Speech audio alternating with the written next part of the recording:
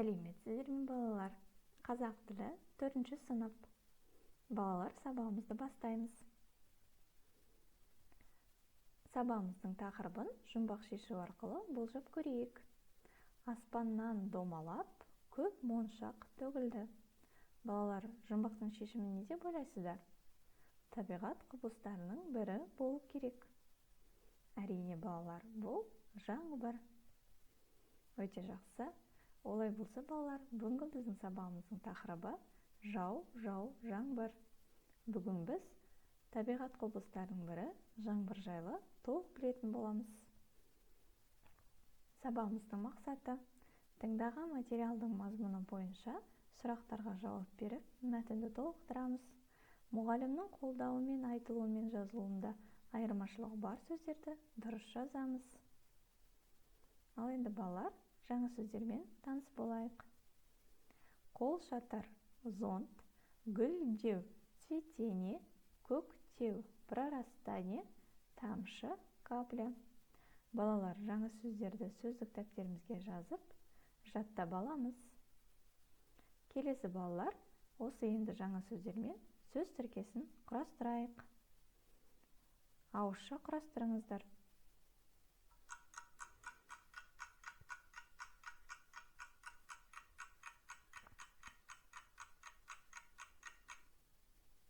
Жақсы балалар, сіздердің де сөз тіркестеріңіз дұрыс болды деген ойдамын. Келесі балалар, жаңа сөздерді суреттермен тағы бір рет қайталайық. Қол шатыр, гүлдеу, көктеу, тамшы. Жақсы балалар. Ал енді балалар, жаңбыр деген не деген сұраққа жауап беріп өтейік. Жаңбыр, балалар, бұлттан бөлініп шығатын су тамшысы. Жаңбырдың бірнеше түрі бар. Ақ жаңбыр, нөсер жаңбыр. Тамшылардың диаметрі 0,5-7 мм болады екен. Жаңбыр көктемде де, жазда да, күзде де жауады. Балалар, жаңбыр табиғат құбылыстарының бірі. Есімізге сақтап аламыз. Тапсырма орындайық, балалар. Айтылым тапсырмасы 10 сұрақ әдісі арқылы сөйлемдерді оқып, суретпен салыстырыңыз. Суретте қыс мезгілі бейнеленген. Қыздың қолында қолшатыр бар. Қыз жаңбырды ұнатады. Күннің сәулесі түсіп тұр. Балалар, бұл тапсырманы ауызша орындаймыз.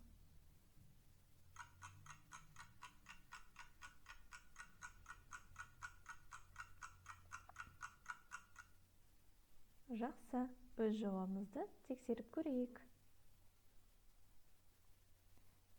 Суретте қыс мезгілі бейнеленген.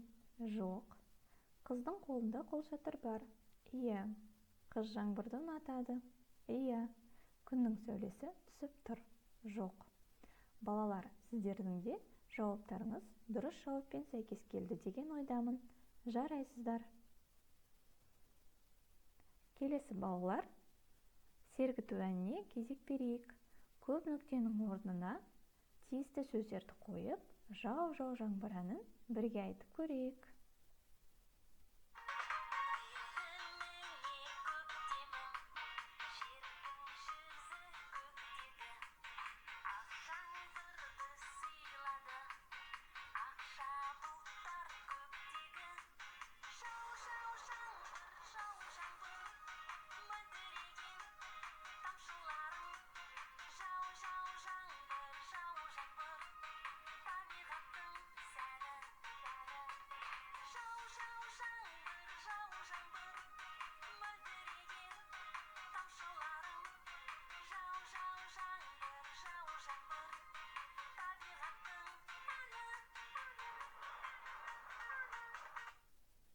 Өте жақсы, балалар. Жау жаңбыр әнін бірге айтып, бір сергіп қалдық. Е? Келесі балалар. Келесі тапсырма. Тыңдалым тапсырмасы радио тілшісімен болған сұхбатты тыңдаңыздар. Радио тілшісі. Сізге жаңбыр ұнайды ма? Майра. Мен жаңбырды жақсы көремін. Қазір көшеде жүрмін. Жау жаңбыр әнін қосыңызшы. Әсия: мен жаңбырды ұнатпаймын. Күн бұлыңғыр болады, айнала дұрыс көрінбейді, көңіл күйім түседі.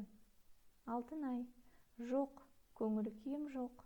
Ағам оқуға кетті, оны қатты сағындым.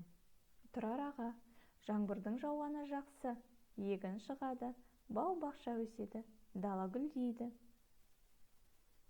Балалар, тағы да бір сұхбатты тыңдайық. Радио тілшісі: сізге жаңбыр ұнайды ма? Майра: мен жаңбырды жақсы көремін. Қазір көшеде жүрмін. Жау-жау жаңбыр әнін қосыңызшы. Әсия: мен жаңбырды ұнатпаймын. Күн бұлыңғыр болады, айнала дұрыс көрінбейді, көңіл күйім түседі. Алтынай: жоқ, көңіл күйім жоқ. Ағам оқуға кетті, оны қатты сағындым. Тұрар аға: жаңбырдың жауғаны жақсы, егін шығады, бау-бақша өседі, дала гүлдейді. Жақсы балалар, мұқият тыңдап алды деген ойдамын. Келесі тапсырмамыз: тыңдаған мәтін бойынша сұрақтарға жауап беріңіз. Сөйлеп тұрған адамдардың есімдерін анықта. Жаңбырды кім ұнатады, кім ұнатпайды? Ұнайтын немесе ұнамайтын себебін біліңіз.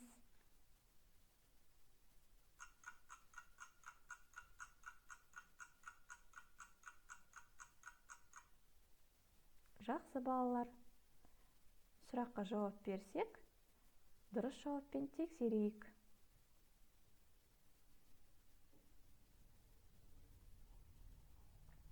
Бірінші сұрақтың жауабы: Майра, Әсия, Алтынай, Тұрар аға. Екінші жауап: Майра мен Тұрар ағаға жаңбыр ұнайды. Әсия мен Алтынай жаңбырды ұнатпайды. Үшінші жауап: Майра жаңбырлы күні сыртқа шыққанды жақсы көреді. Әсияның жаңбырлы күні көңіл күйі түседі. Алтынай көңілсіз, оның ағасы оқуға кетті. Тұрар аға жаңбырды ұнатады. Балалар, сіздердің де жауаптарыңыз дұрыс жауаппен сәйкес келді деген ойдамын. Жарайсыздар. Келесі тапсырма балалар, жазылым тапсырмасы. Тыңдаған мәтін бойынша мәтінді толықтырып жазыңыз. Дәптерімізді ашып, дәптерге қатесіз, әдемі және таза жазамыз.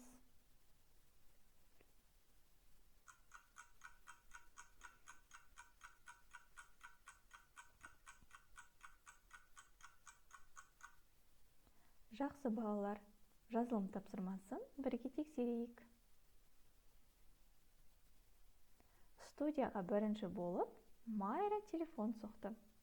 Оған жаңбырлы күн ұнайды. Өйткені ол жаңбырды жақсы көреді. Оның сұрауы бойынша жау-жау жаңбыр әні қойылды. Балалар, сіздердің де жауаптарыңыз дұрыс жауаппен сәйкес келді деген ойдамын. Жарайсыздар. Ал енді ауа райы әдісі арқылы бүгінгі сабағымызды түсінгенімізді белгілеп өтейік. Балалар, сіздер бүгінгі сабақты толық түсіндіңіздер деген ойдамын. Олай болса, бүгінгі сабағымыз аяқталды. Сау болыңыздар.